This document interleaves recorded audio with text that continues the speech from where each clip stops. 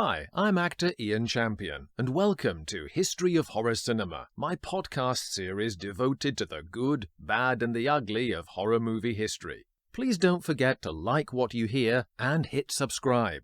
I have such sights to show you. The Human Monster, aka The Dark Eyes of London, 1939. Bela Lugosi enjoyed a second wind of popularity after his remarkably subtle and affecting Igor in Son of Frankenstein. Universal offered him a 5-year contract, and he was suddenly in demand again for press interviews and public appearances. In this boom period, his services were requested over in England for producer John Argyle in The Dark Eyes of London, released in America as The Human Monster in a distribution deal with Poverty Row Studio Monogram. It was a chance for British studios to capitalize on the brief late 30s gap in the market, while Universal had temporarily stopped making horror films, before their own second wave took effect with the aforementioned Frankenstein sequel.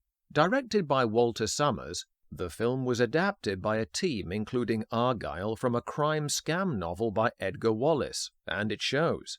The resulting picture is an uneasy blend of a detective plot with horror undertones inserted. Argyle exploited the combination of London and Lugosi to the limit, as the opening credits show. The unmistakable Tower Bridge is superimposed upon by the dark, penetrating eyes of the Hungarian horror star.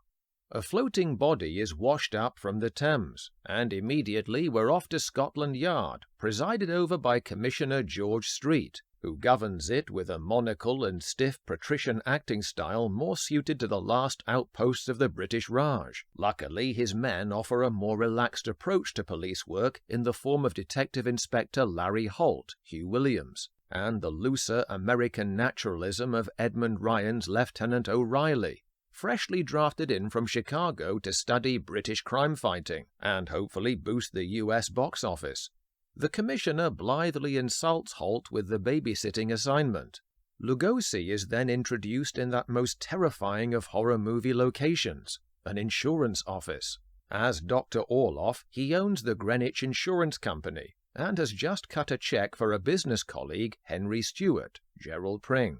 Lest we worry we're in store for a film about pen-pushing and premiums, his warm manner suddenly switches to the signature hypnotic Lugosi stare, and for some reason he orders Stewart to visit the Dearborn Home for the Blind, where he may learn the joy of giving charity.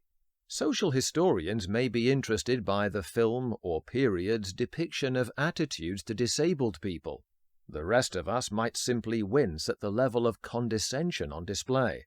The white-haired, shade-wearing Dearborn labels his sight-impaired residents "these poor creatures," and also regards them as mentally disadvantaged.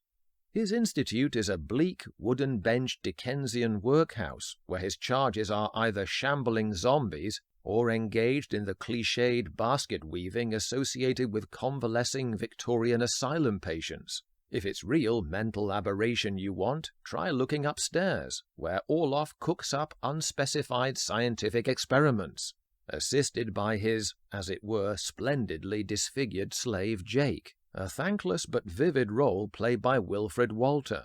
Jake bears a friendly name, yet his sightless, upward-staring eyes, gruesome fanged underbite, and heavy eyebrows denote a barely controlled bestial weapon in the service of, you guessed it, Lugosi and Dearborn, one and the same.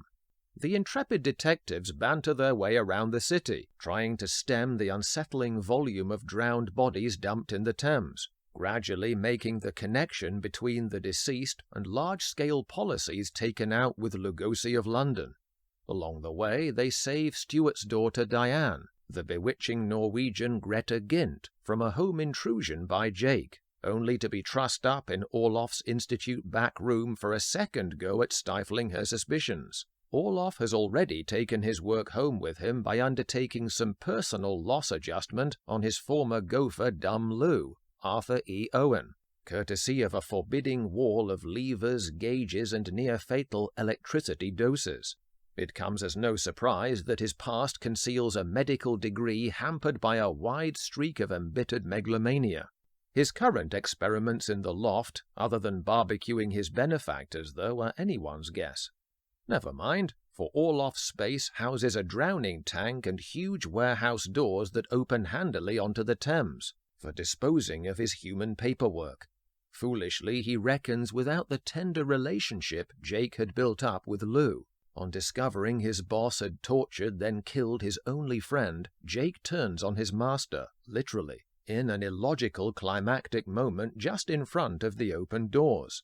Orloff pauses after spinning him to come face to face when surely his wisest self-preservation would be to push his homicidal henchman out of the window. Still, Jake manages to spare us any more of the awkward dubbing by O.B. Clarence of Lugosi's voice as Dearborn, which continues sloppily even after Lugosi's true identity has been revealed. He survives a gunshot wound from Orloff long enough to dump his employer into the quicksand-like Thames mudflats, leaving the tardy Tex to arrive at the scene only in time for the cleanup. For all its clumsiness, the human monster did at least offer a ripple of historic interest. It was the first British horror film to be fully attributed with the new British H for Horror certificate. The H label given to 1934's The Ghoul, which I've already covered, was purely advisable rather than legally enforceable. This categorization wasn't likely to restrict its dubious box office potential, though. America's later X rating would limit some releases' chances due to a blanket ban by some theaters and video outlets of controversial adult content. But this type of low-budget horror flick in 1939 would only be presented by the less discerning flea pits anyway. Thanks for listening, and if you like what you've just heard, don't forget to click so, and please hit subscribe. If you build it, they will come.